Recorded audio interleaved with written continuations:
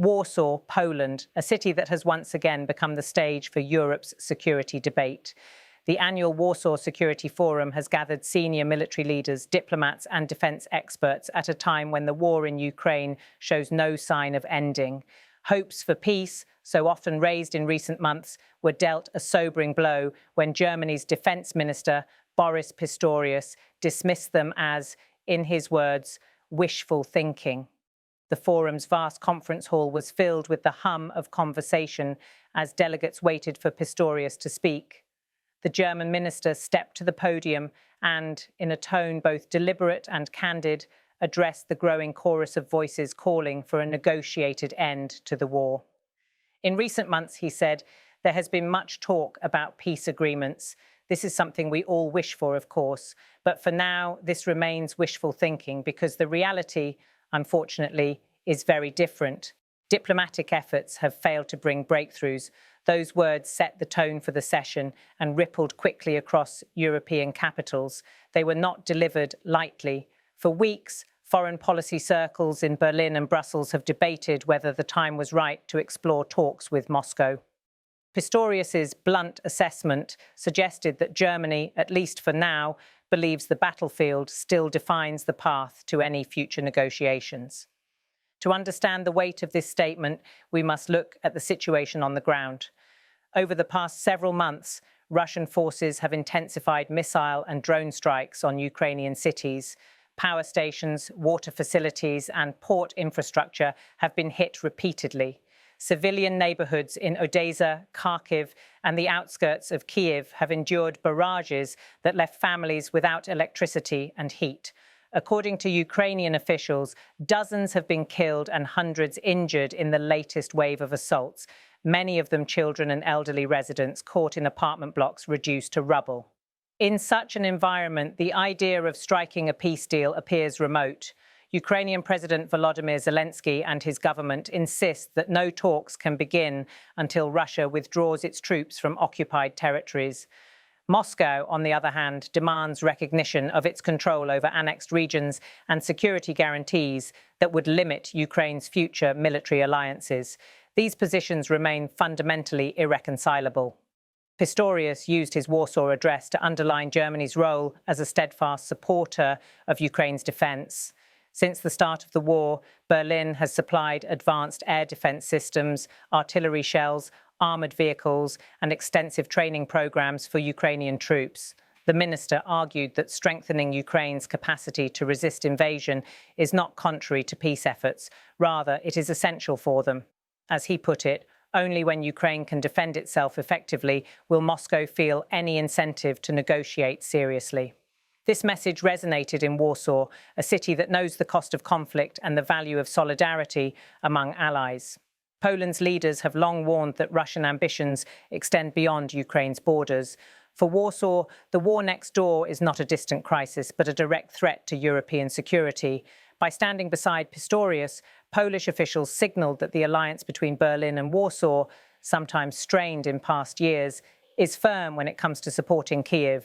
The German minister's remarks also reflected frustration at the faltering diplomatic track. Early initiatives hosted in Istanbul and later proposals from Saudi Arabia promised a framework for discussion but failed to produce progress.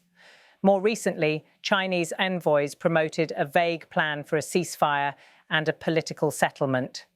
European leaders, including Pistorius, have viewed these initiatives as well-intentioned but disconnected from the reality of continued Russian assaults. In Ukraine itself, the war's toll deepens. Millions remain displaced from their homes. Entire communities in the east and south have been devastated by shelling. Power shortages persist in cities as engineers race to repair damaged grids. Farmers struggle to bring in harvests from mined fields, while humanitarian agencies warn of a harsh winter ahead.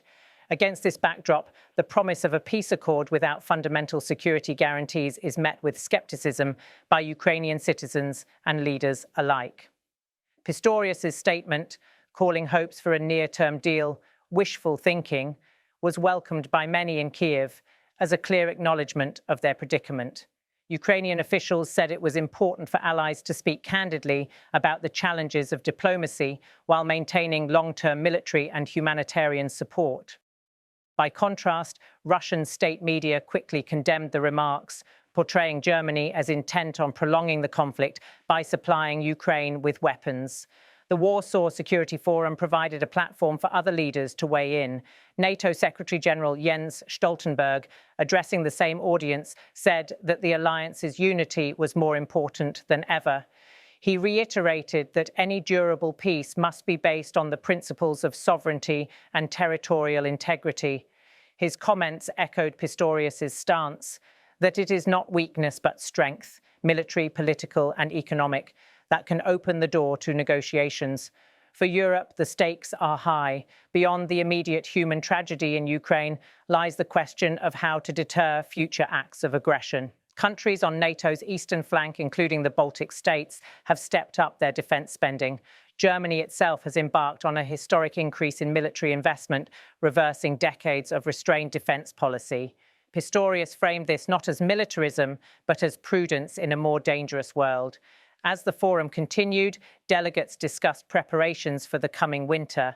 Analysts warned that Russia is likely to renew its campaign against Ukraine's energy infrastructure, hoping to sap morale and strain the country's economy. Western leaders, including Germany's Chancellor and the US administration, have pledged to accelerate deliveries of air defense systems and generators. Pistorius argued that such steps are not obstacles to peace talks, but preconditions for them. A Ukraine too weak to defend itself, he noted, would have no leverage at any negotiating table. In his closing remarks, the German Defense Minister reminded his audience that the desire for peace is universal but cannot be detached from facts on the ground. We all want this war to end, he said, but hoping alone will not make it so. Ignoring the reality of ongoing aggression will not bring us any closer to peace. Those words captured the mood in Warsaw, a mixture of resolve and realism. The applause that followed was measured rather than exuberant, reflecting the seriousness of the moment. Delegates left the hall under no illusion that the road to peace will be quick or easy. The message from the Warsaw Security Forum is clear. As long as Russian missiles continue to strike Ukrainian cities, and as long as troops occupy Ukrainian land, negotiations will remain a distant prospect. For now, European leaders believe that supporting Ukraine's defense, with weapons, training and humanitarian aid, is the surest path toward eventually reaching the negotiating table. Tonight, as the war grinds into another season, Boris Pistorius's words serve as both a warning and a call for unity.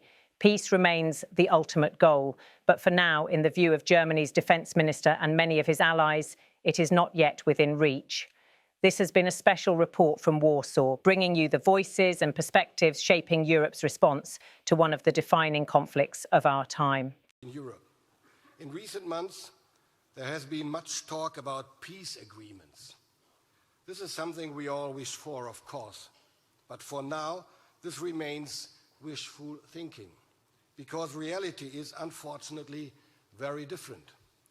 Diplomatic efforts failed to bring about any meaningful breakthroughs. Russia continues